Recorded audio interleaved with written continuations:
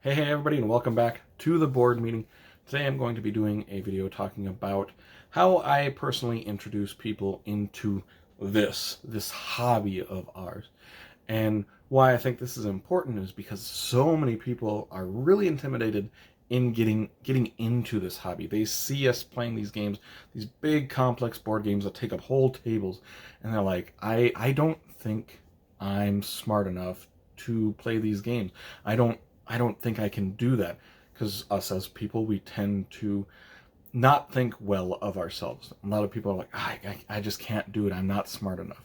And I run into that all the time in this hobby. They're like, I think it would be fun, but I don't think I can do that. And so this video is how I introduce gaming to those particular people. Everybody's going to be different, but I'm talking about those people that are really intimidated by this hobby. They want to come in, but they're not sure how, and they're not confident in their ability to come into this hobby, which is, I understand that, but once people are in the hobby, they're like, okay, it's not that big of a deal. But yeah, I've got like one main way that I show people in like a game group setting, but I'll quickly talk about that later. The other ways that I've introduced people into gaming, one, I think like the best way almost to introduce people into gaming is picking a theme that they absolutely love. They're a theme that they're like big fan of. If they're a big fan of Harry Potter, show them a really good Harry Potter game. They're a fan of Marvel games, show them a good Marvel game that you like. Just pick a theme that they like, that they're going to be interested in, and show them that game. If you pick a theme that that person likes, they are going to be more willing to play these bigger, harder games that are going to take longer to learn. They're going to be invested if it's a theme that they really like. So that's probably the best way, in my opinion, to show people into gaming. Second is, I get this one all the time. I'm like, we have a game group on this day. You can come and play games with us. And they're like, I don't really want to do that. I'm not confident enough. I'm kind of nervous to do that. And they ask me all the time, to come over. Will you come teach me some games first before I come be comfortable enough to play games in front of all these other people? And that's 100% okay with me. I love doing that. That happens all the time, and especially like, I'm like, hey, we're gonna play this game on next week, and they're like, oh, can you come teach me that game before we play it in a group?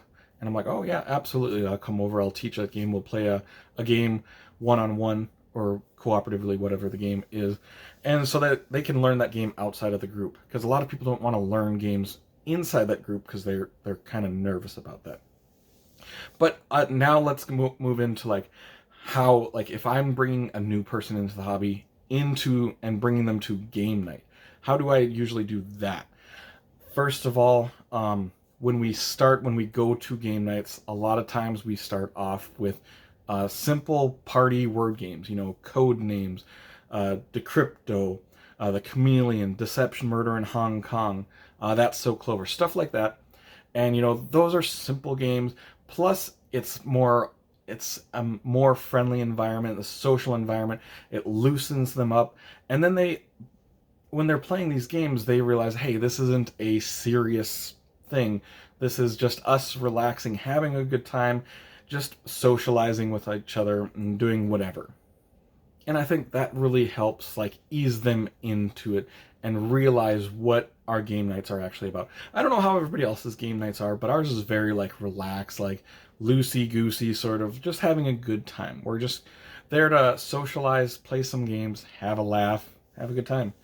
But yeah, after like party games, I tend to like to show people simple filler games, more so card games. Card games like Sushi Go, Love Letter, Cabo, For Sale, and then like other ones like Push and No Thanks, and Silver and Gold is a nice little flip and write simple game. These simple games that are fast, but more importantly even, is it takes maybe a minute to explain these games, to teach them how to play the games, to teach them to get in this game. It's 1 minute of learning rules, and they're into the game, they're off and running, they're like, oh, okay, this is a fun time.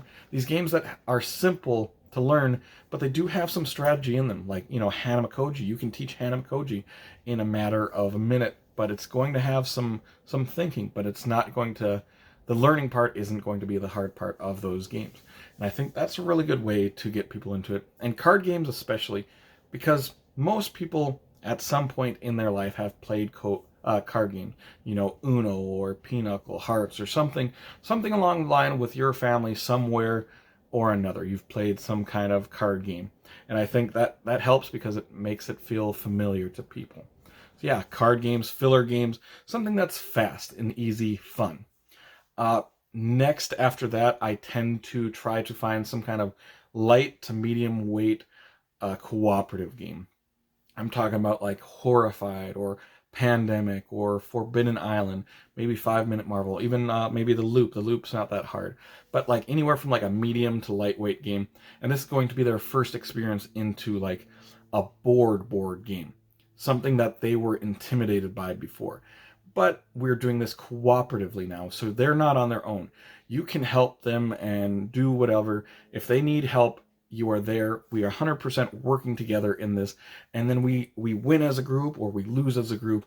And so that, I think that really helps. I love introducing new people by showing them cooperative games, because there's no pressure on them. And if they don't quite understand it, they can ask as many questions as they want without feeling like they're ruining their own game, because we want to work together 100% with these cooperative games. So I love showing new people these medium to lightweight cooperative games. After we've done that, I tend to try to scale back a little bit and do like a lighter, maybe a light medium, just regular board game, a competitive one. I'm talking about like the Quest for El Dorado, maybe Clank's maybe a medium weight game. Just like one that's not that hard though. Sagrada, Fallout Shelter, the board game, Mystic Market. These games that I would say are like lighter games, but now you're competing. But they're harder than your filler games. But you know, maybe it's a 5-minute teach, 10-minute maybe teach for those people. But yeah, you go from a cooperative game then to a competitive game, but maybe a little bit lighter. But they've played some other games now. They've played some cooperative games. They've learned some mechanisms. And after you've taught them these lighter, medium, competitive games, then you can go anywhere from there, really.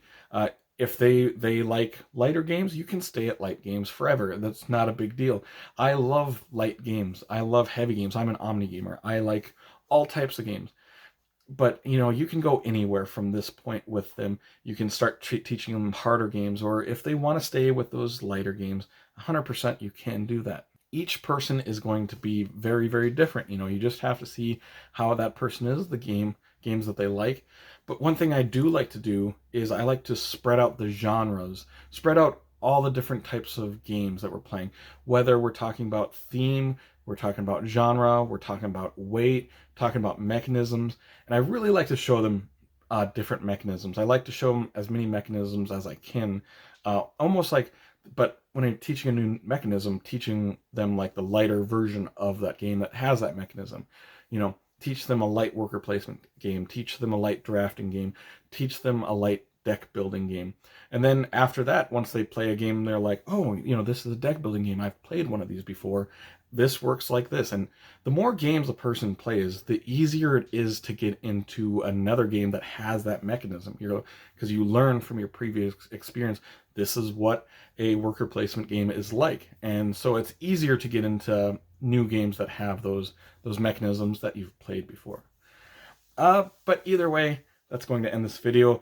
Comment down below how you personally like to introduce people into this hobby, how you bring them in. But either way, if you did enjoy this video, make sure to like and subscribe to see more weekly videos from me, Shane, at the board meeting in the future. Hope you all have an amazing day. Take care, everyone.